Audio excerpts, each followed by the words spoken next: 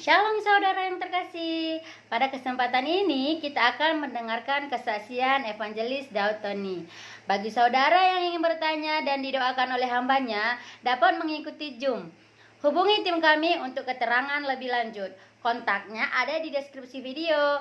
Selamat menyaksikan.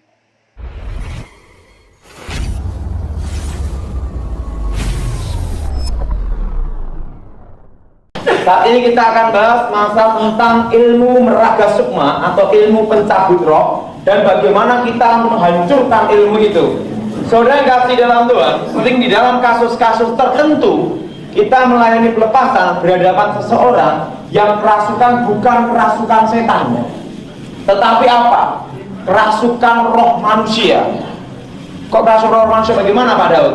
Misalnya, ini adalah dukunnya dan ini adalah Pak klien yang kita layani, darah. Sang dukun ini dengan meraga sukma, roh manusianya keluar dari tubuh, masuk ke klien yang kita layani, darah. Waktu kita tengking demi Yesus, ingat itu bukan roh setan, roh siapa, darah? Roh manusia. Nah, bagaimana cara mengatasinya? Ini penting sekali. Bagaimana cara kita mengatasinya? Nanti akan saya beritahu dulu latar belakang tentang meraga sukma dan ciri-ciri khusus ilmu meraga sukma, darah. Dan ilmu ini sudah nyusup ke gereja, tetapi tidak semua gereja. Nah, untuk membedakan ajaran sesat ini, kita harus tahu betul seluk-beluknya. Amin, saudara. Terlebih dulu kita buka Alkitab kita, supaya apa? Karena di akhir zaman ini banyak sekali nabi-nabi palsu. Betul, saudara? Kita buka di dalam kitab Yesaya pasal 47. Yesaya pasal 47 ayat 8 sampai dengan 15. Oleh sebab itu dengarlah firman, oleh sebab itu dengarlah ini, hai orang-orang yang hidup bermanja-manja, yang duduk-duduk dengan tenang, yang berkata dalam hatimu, tiada yang lain di sampingku, aku tidak akan jadi janda dan tidak akan menjadi punah.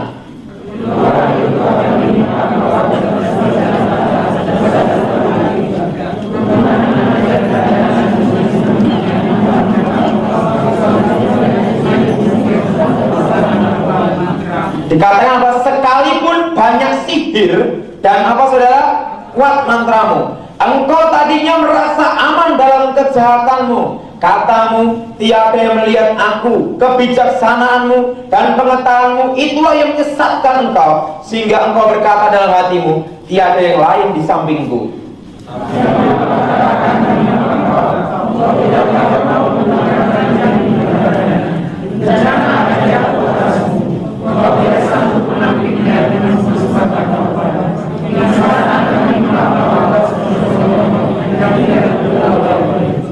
Bertahan sajalah dengan segala mantramu dan sihirmu yang banyak itu, yang telah kau repotkan dari sejak kecilmu. Mungkin engkau sanggup mendatangkan bantuan, mungkin engkau dapat menimbulkan ketakutan.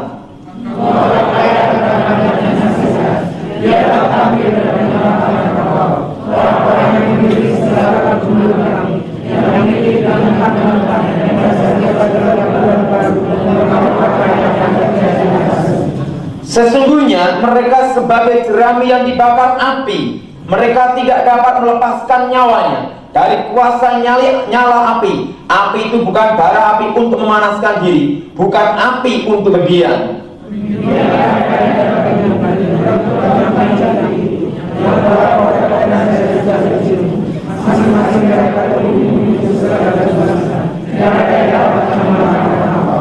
Dikatakan mantra dan sihir, Allah sangat menentang. Dan dikatakan pengetahuan kebijaksanaan masalah sihir itu adalah kebinasaan. Amin, saudara. Nah, saudara kasih dalam Tuhan, waktu saya belajar ilmu meraga sukma, yaitu disebut ilmu pencabut roh, saya belajar sejak usia 9 tahun, dilatih oleh seorang guru, yaitu kakek nenek saya sendiri, saudara. Kalau dulu sebelum saya bertobat, makannya kentang rebus. Setelah saya bertobat, makannya Kentucky. Jadi perubahan. Kalau belum bertobat, namanya ayam rebus, ayam kampung. Setelah bertobat, fried chicken. Habis makan saya tadi, daerah. Bisa pikir-pikir, aduh, dulu itu dari orang Kristen beda dengan orang kebatinan. Orang kebatinan makan apapun juga banyak dilarangannya, daerah. Tapi kita orang Kristen enak sekali. segala yang berkaki 4 boleh kamu makan kecuali kaki meja. Enak saudara, betul tidak saudara? Jangan ini ada orang Kristen saudara. Nah saudara, di dalam pemahaman kebatinan maupun dalam pemahaman tenaga dalam, di dalam Raga Sukma diajar demikian: manusia terdiri tubuh, jiwa, dan roh. Alam bawah sadar itu adalah tingkat dasar, logika adalah tingkat menengah, dan roh adalah tingkat tinggi. Pada waktu ini keseimbangan terjadi, bagaimana seseorang mengalami meditasi ya.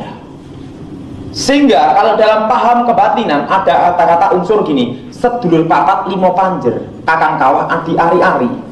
Nah pada waktu seseorang dalam keadaan meditasi, klimaknya adalah pengosongan pikiran, yaitu penyatuan 5 indera.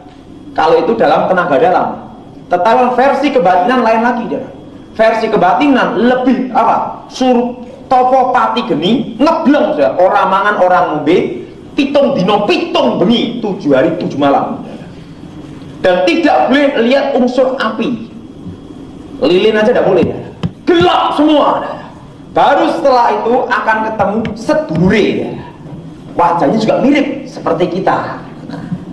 Tapi ingat, itu ada roh setan yang nyamar. Loh Pak Daud kok bisa cerita itu demikian? Ya pernah praktek.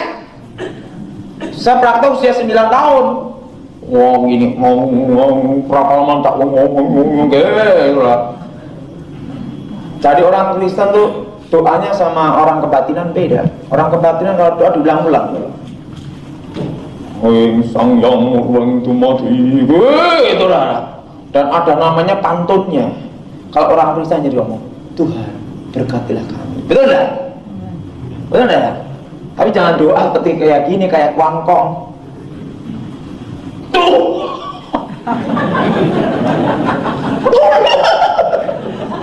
Ini namanya doa kayak kuangkong, kepiting rebus. Tapi juga jangan doa kayak pantun.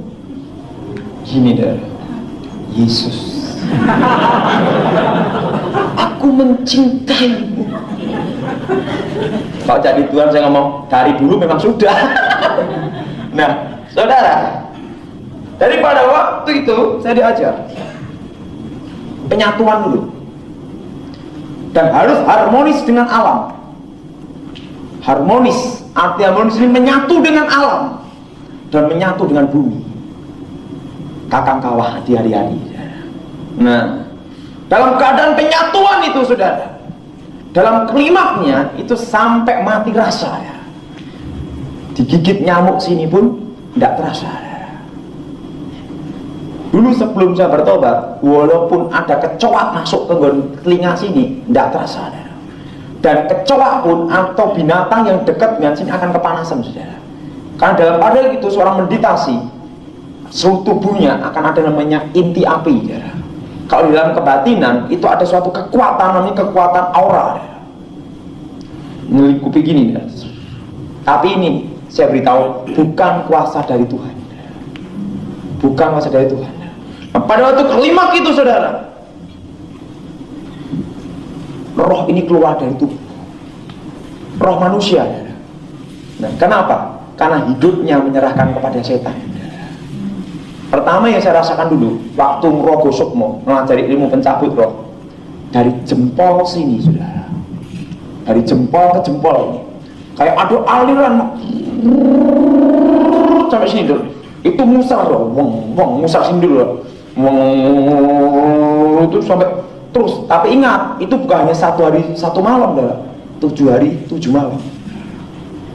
Saya kalau puasa tidak seperti saudara, saya hanya kuat setengah tahun toh saudara. Kalau saudara tidak tahu, saya udah puasa saudara, setengah tahun kuat. 4 tahun sudah jalan sudah, setengah tahun tanpa berhenti saudara. Kakek saya itu kalau topo mulor namanya, itu 1000 hari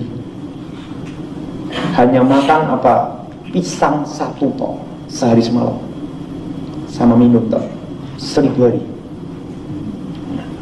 Orang Kristen usah banyak-banyak. Satu hari satu malam aja. Mikirin apa? Ayam goreng. Betul nggak, Dara? Waktu udah biasanya puasa paling berat itu kira-kira waktu jam 1 jam 2. Kalau diawali pertama kali itu yang paling berat. Hari pertama, hari kedua, hari ketiga. Kalau sudah lewat hari yang ketiga ini loss, bisa kuat. Saya dulu kuat setengah tahun. Tapi herannya, orang kebatinan walaupun bertapa sampai capek kalah sama orang Kristen. Padahal Kristennya tidak pernah puasa. Puasa pun seminggu sekali itu pun kalau ingat. Tapi orang kebatinan kalah, betul tidak? Terus gitu loh. Nah, padahal itu kondisi seperti itu, saudara. Menyatu dengan alam. Karena apa? Dipercayai di dalam alam semesta ini ada energi. Namanya energi ilahi, saudara. Positif dan negatif. Kalau digunakan untuk kebaikan akan jadi baik. Kalau dipergunakan kejahatan menjadi jahat. Itu saya beritahu bukan energi dari Tuhan. Itu kuasa setan. Nah, pada waktu seseorang kosong, Alkitab berkata apa? Roh itu masuk.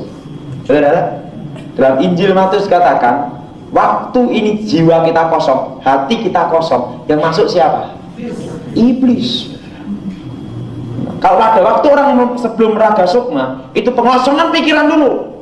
Waktu pengosongan pikiran, yang masuk siapa? Jiwanya diikat. Hati menyatu alam semesta, yaitu menyatu dengan siapa? Setan. Penguasa dunia ini sementara waktu seizin Allah adalah setan. Tapi ingat, masih ada di bawah kendali Tuhan. Dan setan ada di bawah kaki kita. Amin. Nah, pada waktu saya meditasi itu, rohnya keluar dari tubuh. Lihat wajahnya sendiri. Jadi tubuh ini, kalau orang rogo sukmo, betul-betul rogo sukmo ya, nafas ini berhenti. Tapi peredaran darah tetap jalan. Tapi nafas berhenti. Itu dengan bantuan kekuatan setan. Sehingga orang rogo sukmo itu kenapa tidak boleh dipegang, tidak boleh dipindah. Karena kalau dipindah, di dalam bahasa kebatinan pangling, bingung, tidak bisa balik lagi, amblas mati. Itu sebenarnya gini, pada waktu ini nafas berhenti, sep gitu, peredaran darah jalan, saraf dalam kondisi tegang semua. Sebenarnya itu gini, dalam kondisi saraf tegang dengan klimaks tegang itu deh, pengosongan pikiran tegang semua deh. Kalau disentuh terjadi konslet saraf sebenarnya, hubungan pendek. Kalau terjadi hubungan pendek, itu saraf otak kecil kena semua. Seketika peredaran darah bagian otak akan berhenti, ya. Kalau berhenti mengakibatkan apa, darah? Kematian. Sebenarnya gitu. Jadi kalau pada waktu terjadi hubungan pendek, artinya konslet, itu dia di dalam diri tak gitu, dia tak berhenti, darah. Ini langsung terjadi pembekuan, pecah saraf semua, darah. Dipegang gini aja, blok gitu mati, darah. Apalagi dipindah. Kalau posisi dipindah berarti kaki dipaksa gini kan, darah. Otomatis blok gitu, ini sarafnya putus semua, darah. Atau putus apa? Terjadi hubungan pendek. Karena apa? Kekuatan energi setan itu dengan kekuatan manusia menyatu, dan menyatu menjadi putus dari hubungan pendek, akhirnya konslet gila. Ada yang rogo sukmo, yang fatal itu adalah mati, dan kalau tidak mati gila. Kalau mati temannya Tante Lucy, Lucifer.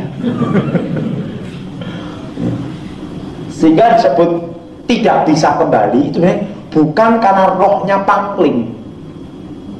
Artinya rohnya itu pangling dalam bahasa Indonesia apa ya? Bingung.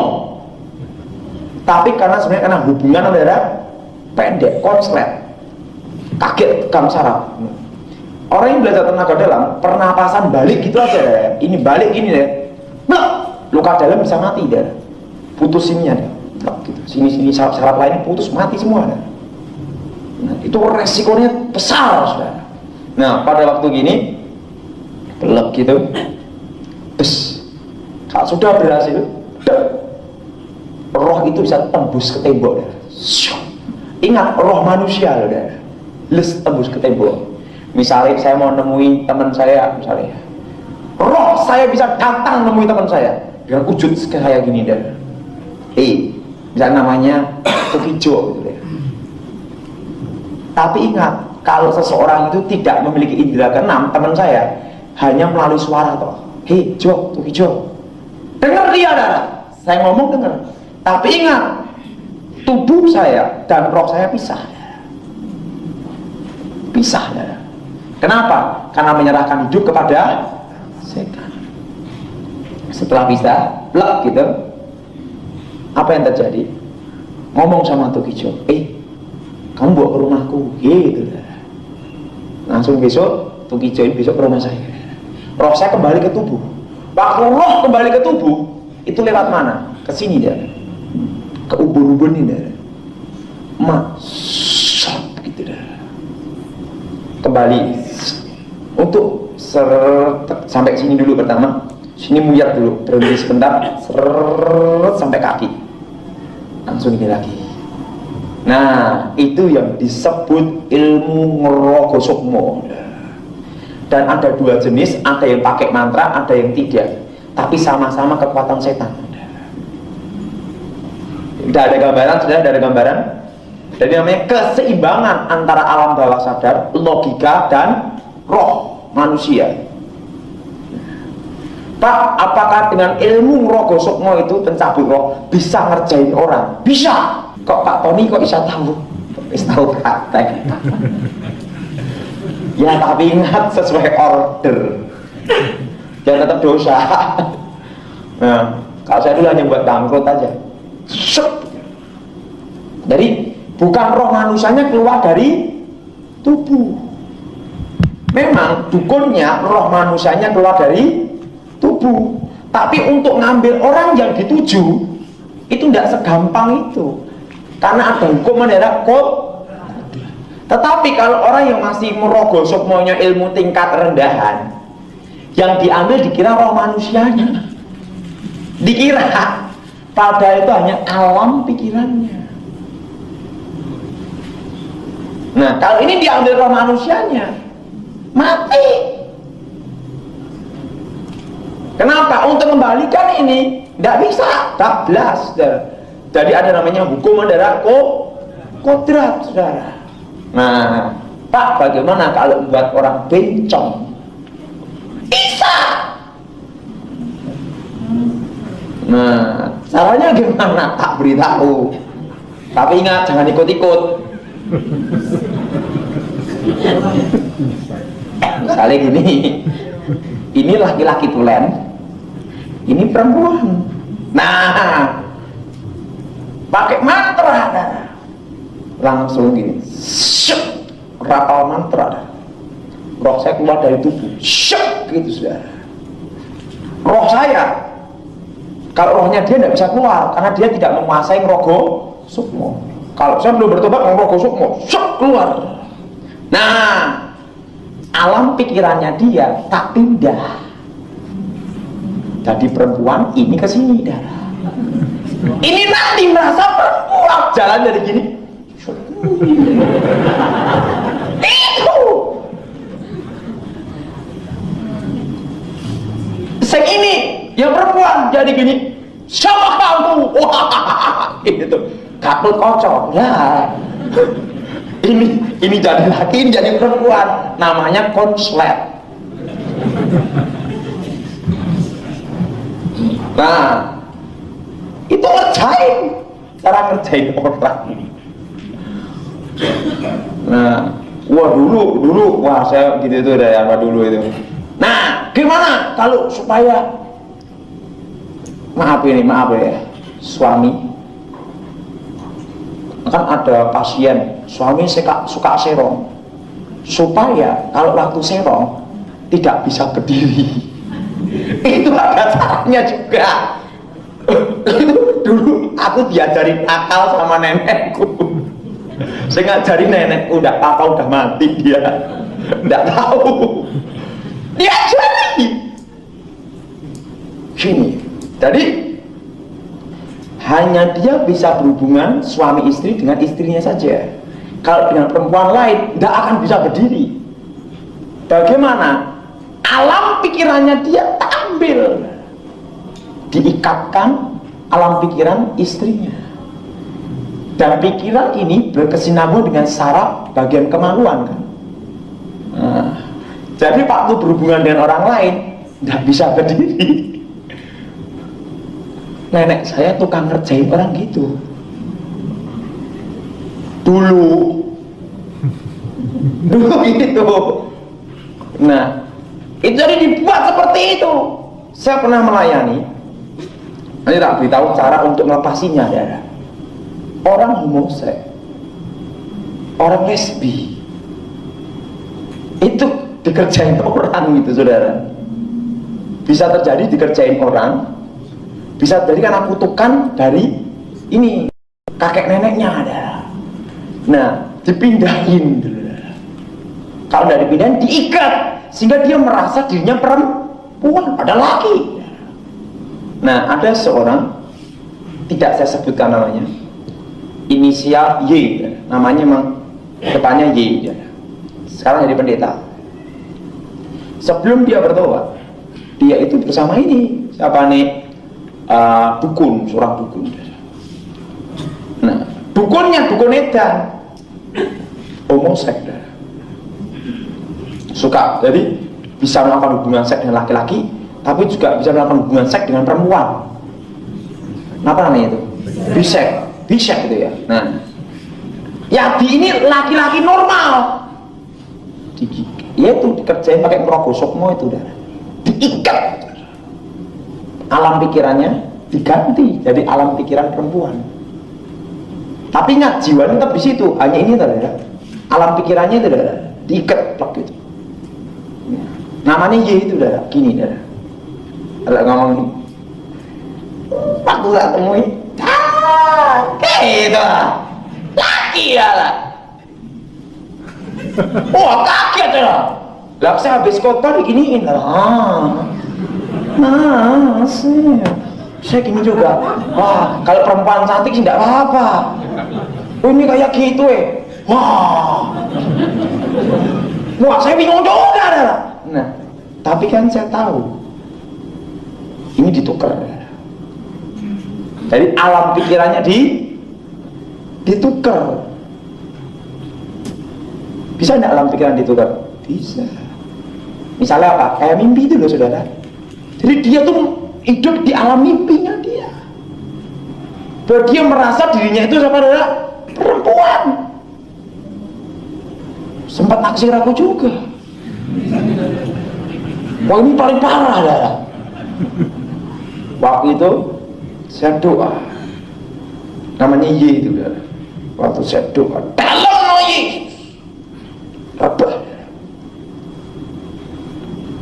Saya ngomong sama Tuhan, kembalikan jiwanya, alam pikiran kau kembalikan Tuhan dalam Yesus. Normal sekarang dah. Dari pendeta, wah pendetanya kagak dah ngomong gini. Oh, mari kita berdoa, gitu dulu. Wah, kenapa? Itu alam pikirannya ditukar. Loh, Pak Tony kok bisa tahu gitu-gituan? Nenekku yang ngajari aku. Saya tuh punya guru yang roto aneh, roto edan. Kalau kakek saya ngomong, Tony, kamu harus berbuat baik. Tapi kan kalau siang diajar kakek, kadang malam juga. Waktu diajar nenek saya malam ngomong gini, Tony, santet orang sampai mati. Untung aku nggak gila itu lah. Jadi saya diajar 4 guru, itu aneh-aneh. Siji ngomong suruh mateni, siji ngomong nggak boleh bunuh. Repot lah. Saya ngomong gini, kalau kamu mencuri Tony, itu ada seninya, gitu darah. Itu nenek saya. Tapi kakek saya ngomong, jangan mencuri, itu dosa. Jadi saya ini diajar dengan ke-4 guru yang beda. Tapi selama saya punya ilmu, saya tidak pernah berbuat jahat, tidak pernah bunuh orang, tidak pernah misalnya mencelakai orang, memelet orang pakai perempuan, Untuk saya tidak pernah. Kenapa? Dikasih pantangan ilmu, tidak boleh nikah. Inti perempuan tidak boleh, jatuh cinta tidak boleh. Ini yang paling repot. Saya sama perempuan tidak, wah dulu takut ya. Sama perempuan paling gemeter. Oke, itu lah. Karena kalau ada perempuan kayak begini, wah hilang semua. Rohnya tetap ada dalam tubuh saya, tapi kekuatannya luntur.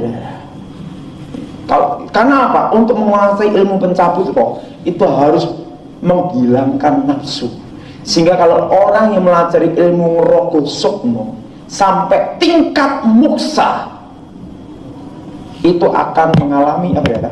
Nafsu akan hilang dan terjadi namanya itu kayak impoten, saudara. Tapi saya belum sampai ngalami itu. Saya masih normal, bukannya promosi. Karena apa?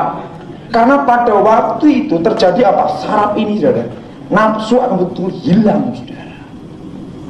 Sehingga sampai saya bisa bertahan pelayanan itu karena saya sejak kecil, pertama ya, saya diajar, saudara, untuk mengendalikan nafsu, saudara. Wah, dulu cara mengendalikan nafsu itu paling susah, saudara. Mengendalikan rasa takut, mengendalikan apa itu susah, saudara.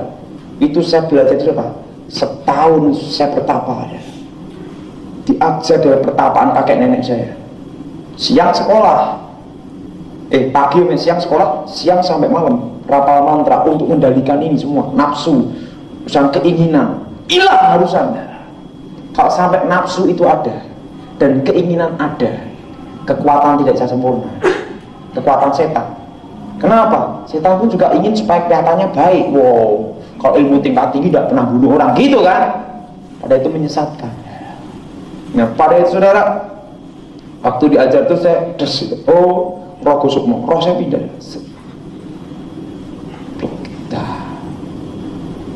Dan saudara bisa membunuh orang pula dengan pakai senjata.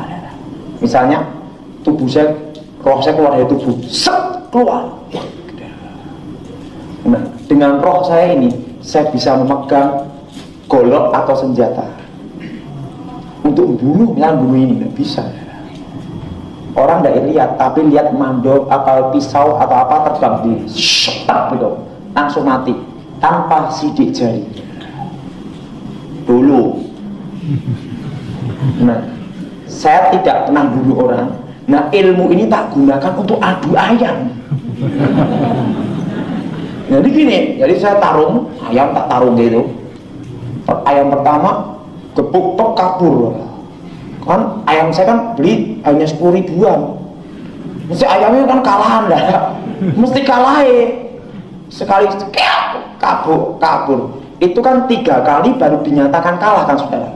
Waktu sekali lari 1000 jadi 5000. 2 kali ayam saya kabur lagi 1000 jadi 10.000. Waktu 1000 jadi 10.000. Waktu pas 3 langsung saya gini, gitu. Roh saya keluar dari tubuh, gitu. Orang yang di kalangan itu lihat mata saya gini toh. Tapi ini tidak ada yang nyentuh. Tak rapal mantra dulu, set, melilingi ini, set. Jadi orang nyentuh saya tidak bisa. Ada batas mantra itu, saudara. Jadi saya gini toh. Tapi sebenarnya roh saya sudah keluar dan tidak bernafas, saudara. Masuk ke ayam, jebrek, wah, cuan. Setelah itu roh saya masuk dalam tubuh, sep, masuk, blok, gitu lagi. Karena menang, gitu, saudara. Menang, wah, ayamnya belinya 10.000, dibeli 40.000, saudara. Dibeli 40.000, ayam menangan, tahan pukul, gitu, saudara. Setelah tahan pukul, dibeli 40.000, dibeli orang lagi 2 juta. Wah, orang ngomong, wah ayam hebat ini, gitu, laku. Wah, begitu ditarungan lagi, kabur dah balik. Kabur dah balik. Sebabnya apa? Saya udah ada di situ. Itu cara untuk ngerjain orang gitu. Jadi ilmu itu pernah tak gunakan untuk apa, saudara? Ngerjain orang. Saya ajari bagaimana cara mengalahkannya. Dan kalau orang terlibat pakai ilmu itu, namanya ngerogo sukmo atau ilmu pencabut roh. Kalau orang yang punya ilmu mencabut roh ini, dia biasanya punya ilmu membangkitkan arwah. Tapi ingat, yang datang bukan arwah orang mati, roh setan yang nyamar. Nah, misalnya gini, kalau saudara pelajari di dalam diri kita orang percaya Yesus, kemanapun kita pergi, kita dijaga dua, saudara. Pertama, malaikat. Yang agak jauh ngeliatin siapa? Setan. Betul enggak? Alkitab berkata apa? Iblis itu berjalan mengelilingi kita seperti singa mengaum. Tapi ingat, setan tidak berkuasa atas hidup kita, karena Roh Kudus ada dalam diri kita, terang yang menyinari setan tidak bisa masuk, tapi dia memonitor kita dari jarak agak jauh, kayak gini. Nah, jadi terus terang dalam diri kita Roh Kudus, sehingga setan tidak bisa masuk. Tapi kita juga dijaga malaikat, betul ya? Malaikat Allah yang berkemah, betul saudara, dalam kitab Mazmur. Tapi ingat juga, setan juga ikut lihat juga, loh, nah, mengelilingi kita, melihat setiap perbuatan kita, betul. Nah, kalau orang ke kuburan, misalnya ada pembunuhan, pakai ilmu rogo sukmo, ilmu membangkitkan arwah namanya, itu bukan roh orang matinya, tapi roh setan yang dulu mengawal dia. Tahu deh, roh setan yang dulu mengawal dia.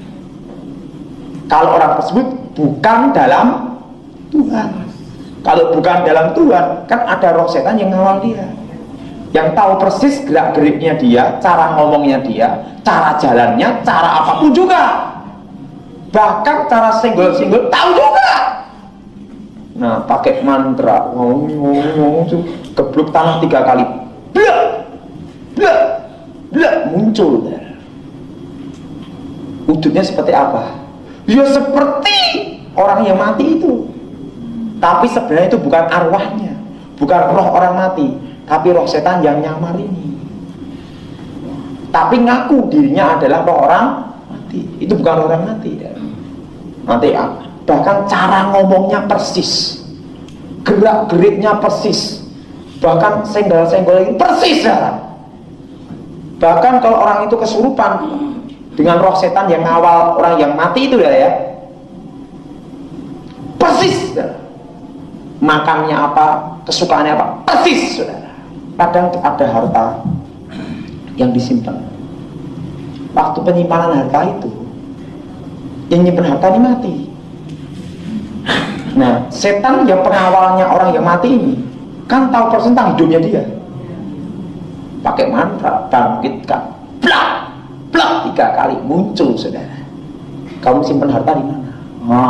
Di sini, di sini, di sini. Wah, kang tahu. Dulu gitu, ya itu kena kutukan saudara. Orang yang belajar ngerogo sukmo itu kena kutukan saudara. Keluarga saya dulu kena kutukan saudara.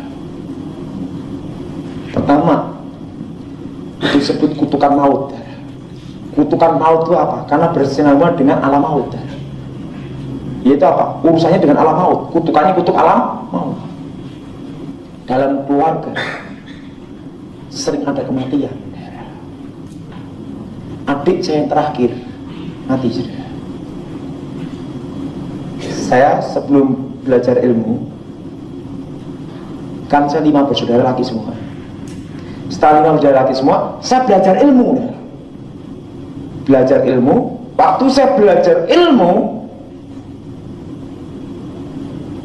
mama saya punya anak perempuan mati saudara. Mati, adik saya nomor 6 mati. Nah, tapi waktu saya belajar itu masih pendawa 5. Nah, kalau sudah 6 udah bukan pendawa 5 lagi. Nah, waktu 5 saya belajar, pas belajar mantra ilmu itu, mama saya hamil, punya anak perempuan, mati sudah. Itu disebut kutukan maut. Dan yang kedua, yaitu akan terjadi banyak sekali hidup itu mendekati kecelakaan, keluarganya mendekati kecelakaan. Dan terus terang ya, papa saya sebelum bertobat, semua penjara di Solo sudah masuk semua. Papa saya, bukan saya loh ya. Kenapa? Itu kutukannya. Generasi kakek nenek saya, kutukan. Papa saya udah bertobat sekarang ya, udah 9 tahun dia bertobat juga. Ini disebut adalah kutukan maut itu. Hidupnya mendekati kematian dan hidupnya mendekati kecelakaan. Ilmu itu saya katakan beritahu, setan tidak pernah memberi gratis kepada manusia. Dan yang ketiga adalah, yaitu apa? Kutuk penyakit. Guru saya, nenek saya, mau mati susah, sakit bertahun-tahun tidak bisa sembuh. Sampai tubuhnya nenek saya itu keluar kayak ulet-ulet dalam tubuhnya, tetapi tidak bisa mati. Jadi kalau ini kayak cairan keluar, ada uget-uget gitu lah. Warnanya kayak umpuannya kayak busa putih gitu. Busa putihnya ada uget-ugetannya. Itu yang ngajari saya, nenek saya. Nenek saya kecik, yang ngajari saya bunuh orang, tapi tidak pernah bunuh orang saya. Itu penyantet sering bunuh orang dia. Nah itu sampai kayak ulet gitu dah. Waktu mau mati kena tanah, hidup lagi ya. Yang lain kan takut. Waktu itu saya tahu kalau pas waktu dulu sebelum bertobat kan saya punya ilmu juga. Tak ini kalau kena tanah hidup, jadi jangan dulu ada orang layat. Nanti saya kabur semua kan. Dia bangkit lagi, blak bangkit. Nah tanah blak bangkit sudah. Langsung dia ngomong, ini apa? Gitu lah. Ya kalau tidak tahu kan langsung tulung lah. Kalau saya udah tahu, oh ini itu siksaannya itu dah. Jadi kutuk penyakit dah, mati ndak, hidup. Kalau enggak, anaknya itu akan cacat seumur hidup. Kalau tidak cacat seumur hidup, anak-anaknya kan sering sakit-sakitan. Anaknya sering sakitan. Ini nenek saya ngomong apa? Tolong oncak no ilmu kuwi. Tolong lepas no ilmu kuwi. Ragaku wis ora kuat. Raganya nenek saya tidak kuat. Saya ngomong, percaya Yesus. Tak injili dia. Akhirnya dia terima Yesus. Waktu dia terima Yesus, baru dia bisa meninggal.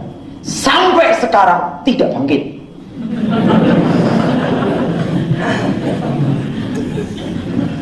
Kuburan nenek saya keempat itu 4 makam. Itu guru-guru saya ada di situ. Sampai sekarang dikeramatkan sudah. Orang banyak nyembah di situ.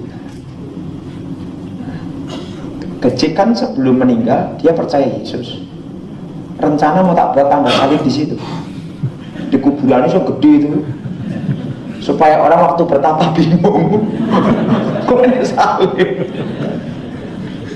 Rencana baru tak pikir-pikir. Tapi boleh tidak sama keluarga, karena keluarga saya sudah bertobat terima Yesus semua. Tapi juga ada dari keluarga jauh yang familinya kecil juga, terima enggak kasih tanda salib di situ. Kalau tak kasih tanda salib itu seru ya. Waktu orang mau wah kecil buka, nggak salib. Kapan kecil masuk Kristen ya? Geger itu. Nah rencana. Dan pada waktu itu pedang Soponyono itu, pusakaan itu sampai sekarang saya tahu ada di situ juga. Nah, pusaka kakek tapi. Nah, saudara, bagaimana? Jadi kutukan itu, namanya kutuk adalah maut. Ada korban. Dan orang yang belajar ilmu itu paling goblok. Kalau berhasil terjun bebas masuk neraka tanpa bayar tol.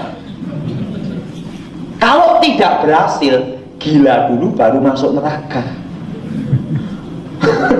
Jadi sama-sama podo naik. Nah, bagaimana cara mengalahkannya? Betul saudara? Nah, ini yang penting.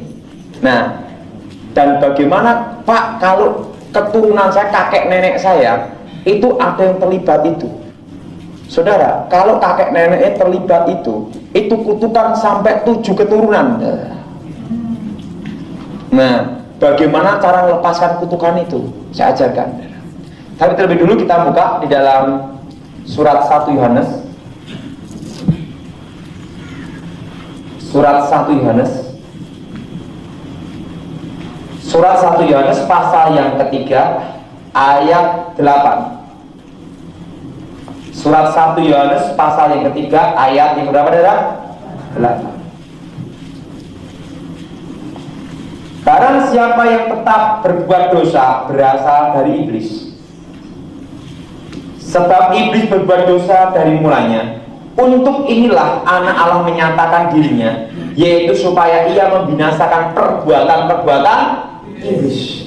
Inilah kenapa anak Allah menyatakan dirinya, untuk memusnahkan, menghancurkan segala pekerjaan adalah iblis, mengalahkan iblis. Nah, saudara, kalau kita pelajari tentang rogo sukmo tadi, orang tersebut kena kutukan 7 keturunan. Pak, bagaimana kalau kami menghadapi kasus seperti itu? Kalau kita diperintahkan untuk mengusir setan dalam nama Yesus, betul? Nah, kalau yang masuk ke situ roh manusia, piye? Ini kasus besar loh nih saudara, betul saudara? Ngerti maksud saudara? Saudara pernah menghadapi? Hah? Bingung enggak? Kok bisa ngomong gini? Gitu lah. Ditengin demi Yesus, aku nama dukun ini. Bingung enggak? Yang dihadapi bukan roh setannya, roh manusia dukun yang pindah sak gitu saudara. Tapi ingat, hikmah Tuhan, dia keluar dari tubuh itu ada ada hubungan di dalam nama Tuhan Yesus. Segala hubungan dengan setan, segala kuasa setan, segala kuasa iblis, kami putuskan hubungan dengan dukun ini. Wah, itu dah dalam nama Yesus, keluar, hancur kuasamu. Untuk inilah anak Allah menyatakan dirinya, menghancurkan segala pekerjaan. Otomatis roh ini keluar enggak saudara dari tubuhnya, karena tidak ada yang menjadi pengantara lagi. Balik dah, slep. Karena baliknya itu karena desaan cepat, itu kembali ke tubuh dukun, lep, itu bisa mengakibatkan luka dalam yang sangat parah. Bisa dari stroke, tubuh ini stroke semua kalau tidak mati. Ketiga gila. Kalau orang tersebut bisa pindah ke situ, berarti ilmunya sudah hampir seperti saya sebelum bertobat. Nah, jadi caranya mudah enggak, saudara? Mudah apa susah?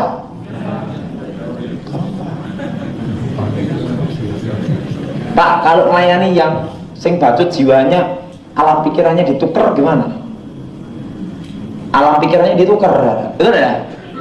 Nah, yang bersangkutan didoain dalam nama Tuhan Yesus, segala kuasa iblis, segala roh jahat, segala hubungan dengan dukun ini, kontak batin namanya adalah apa adalah kontak batin. Kami putuskan dalam nama Yesus supaya tidak ada yang kontak, saudara. Kami hancurkan dalam nama Yesus. Pada itu dihancurkan dalam nama Yesus, kontak ini terputus. Yang bersangkutan baru kita bimbing secara kejiwaan, mengembalikan kalau dia laki-laki, citra dirinya sebagai laki-laki. Tapi tanpa didasari dengan ini, pemutusan kotak batin ini percuma. Kok tanpa kuasa Yesus tidak bisa. Kenapa? Alam pikirannya sudah diikat, ditukar. Ngerti saudara? Harus diputuskan kontak batin dalam nama Tuhan Yesus. Nah, Kontak batin dihancurkan dalam nama Yesus. Dan apa yang terjadi, saudara? Baru kita bimbing firman. Baru setelah itu dia kembali ke citra dirinya. Untuk mengembalikan jiwanya ini kira-kira setahun. Saya bimbing orang yang namanya Y itu setahun. Setahun itu saya bimbing. Karena apa? Jiwanya udah terlanjur ditukar dengan alam pikirannya dicekoi itu. Kan harus mengembalikan jiwanya, betul tidak? Bukannya jiwanya ini pindah ke sini, bukan, tidak? Tapi alam pikirannya dibagai alam mimpi, tidak? Sehingga dia merasakan seperti perempuan. Nah, harus dilepaskan. Dan Yesus begitu kontak batin ini putus, baru itu dibimbing firman Tuhan. Kan sudah kembali ke citra dirinya, jiwanya, tidak? Dibimbing firman. Biasanya kalau keturunannya, kakek neneknya terlibat ilmu ini, banyak anak-anaknya ada kelainan seks, bencong, homoseks, maniak seks, dan lainnya. Sebabnya apa? Hukum karma. Itu kutukan. Tapi kalau kita percaya Yesus, hukum karma tidak berlaku. Kenapa saya bisa ngomong demikian? Karena saya tahu persis, saudara. Barang siapa yang nanam padi, dia akan menuai padinya. Betul? Itu hukum karma, betul, saudara? Tapi kalau kita dalam Tuhan, hukum karma tidak berlaku. Karena Yesus mati di kayu salib, menanggung kutuk, menanggung dosa. Urusan kita dengan kutuk selesai dalam nama Tuhan. Nah, Pak, bagaimana pelepasannya? Kalau dari kami tahu, Pak, kakek nenek saya pernah menerapkan ilmu itu. Betul, saudara? Dan kalau seorang punya ilmu Rogo Sukmo, kebanyakan dia punya ilmu pamengkang jagat sama saipi angin. Kalau ini saipi angin, seluruh tubuhnya ada di situ. Itu guru saya dulu. Dulu sebelum saya bertobat, langsung di situ. Duduk gitu. Bukan rohnya, satu buih bingung orang, kok saya sampai sini gitu. Nah, tapi kutukannya diterima. Dan kemanapun dia pergi, akan terjadi namanya radiasi kuasa jahat. Bagaimana? Lingkungan di sekitar. Misalnya dia tinggal di kampung itu ya, di kampung itu terjadi banyak keributan. Karena apa? Ilmunya akan mempengaruhi radiasi satu kampung itu juga. Nah, itulah pentingnya doa peperangan. Jadi misalnya orang yang punya ilmu itu tinggal di situ ya, di situ pasti banyak kejahatan. Tetapi orang tersebut seakan-akan berbuat baik, nolong orang, ngasih duit orang, gitu udah. Ya kelihatannya sih ya seperti munafik. Ya muka Nabi pikiran kotor, muka Nabi pikirannya kotor. Kelihatannya baik, amal gitu. Tapi mereka tidak tahu radiasi ilmu itu akibatnya sampai seperti itu. Dan itu pun anak, kalau punya anak kandung, berapa generasinya akan kena 7 kutukan titisan. Kemarin sudah saya jelaskan, rohnya akan menitis. Roh setan, bukan roh orang mati. Sejak kandungan memiliki kekuatan magic. Itu sudah. Jadi saya beritahu, setan tidak pernah memberi gratis kepada manusia. Ya saudara percaya Yesus saja, jangan neko-neko. Nah, untuk melepaskan kutukan ini, dan itu kutukannya bisa gini. Kalau ini kakeknya punya ilmu Rogo Sukmo itu, punya anak, generasi ini gila, masih ada yang gila. Nanti punya anak lagi yang ketiga, gila lagi. Cucunya pokoknya setiap generasi ada yang gila. Raketan 2 apa 3 atau 1, mesti ada yang gila. Itu hukumannya, kutukannya. Misalnya ini kakeknya yang punya anak, anaknya 5, mesti ada yang 1 yang gila. Nah, saya tuh anak-anaknya 5 ini punya anak lagi, Mesti ada 2 atau 3 yang gila. Terus sampai 7 keturunan, setiap generasi ada yang gila. Itu kutukan.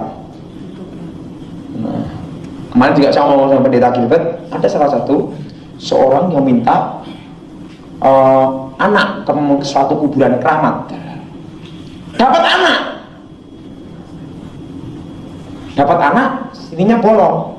Ini loh, tekok gitu. Anaknya ini punya anak lagi, cucunya. Setiap anak ininya bolong. Jadi keluarga The bolong. Ini saya ngomong sama Gilbert, Pendeta Gilbert, dilayani Pendeta Gilbert orangnya. Nah, punya buyut lagi The bolong. Anaknya bolong-bolong semua, darah. Jadi ini kayak dekok itu, tulangnya dekok itu, darah. Dekok ininya, darah. Wah, kelihatan cantik begitu begini kan, wah bolong juga. Orang takut juga, darah. Wah bolong. Saya doain juga bingung bagaimana doain, bolong. Dekok ini dekok. Nah, dalam kondisi hamil, ngomong apa Pendeta Gilbert? Pak Gilbert ngomong gini, kamu mau dilepasin kutukan? Pak Gilbert didoain dalam nama Yesus, kutukan lepas, dan anak itu lahir. Satu-satunya keturunan yang tidak boleh satu orang yang didoain. Itulah namanya kutukan. Jadi kalau misalnya ini kakeknya punya ilmu pencabut roh kusuk, punya anak generasi ada yang gila. Setiap generasi, kalau tidak 1, 2, mesti ada yang gila. Setiap generasi itu kutukan, hukum karma. Nah, tapi hukum karma kalau kita percaya Yesus tidak berlaku. Nah, bagaimana caranya? Nah, ini pertama, saudara hati terbuka. Hati saudara terbuka, menerima Yesus sebagai Tuhan dan Juru Selamat. Hati yang terbuka. Dan yang kedua, firman itu harus ditanam di dalam hatinya. Karena firman itulah yang memerdekakan. Dia mulai berdoa dalam nama Yesus dan diucapkan, ngomongnya gini, segala kutukan 7 keturunan, segala 7 kontak batin, 7 kutukan kontak batin, segala hubungan kuasa gelap, kami putuskan di dalam nama Tuhan Yesus. Baru kutukan itu lepas. Tapi ingat, kutukan itu lepas hanya orang yang bersangkutan saja, yang menerima Yesus sebagai Tuhan dan Juru. Tetapi bagaimana Pak? Dia misalnya 5 saudara, yang terima Yesus 1, yang 4 bagaimana? Kutukan ini tetap berlaku atas 4 orang ini. Karena keselamatan dalam Yesus Kristus bukan numpang, tetapi apa? Nah, yang 1 ini dia bertobat, punya anak ke bawahnya dia, kutukan ini dah putus. Tapi yang 4 ini, kalau tidak terima Yesus, sampai anak cucunya tidak terima Yesus, kutukan tetap berlaku. Ini kalau seorang punya ilmu rogo sukmo, mati sak jroning urip sak jroning mati dalam hidup di dalam mati. Sudah jelas saudara? Jadi ilmu rogo sukmo harus diputusin kontak roh pengan. Nah, pada itu roh pengantar ini keluar, masuk ke tubuh dukun ini. Dukun ini akan bisa gila atau muntah darah, mati. Sudah jelas? Oke. Terima kasih ya sudah mendengarkan video ini sampai selesai. Jika ada pendapat, silahkan isi di kolom komentar. Jika saudara diberkati dengan program ini, jangan lupa subscribe, like, dan klik loncengnya ya. Tuhan memberkati kita semua. Amin.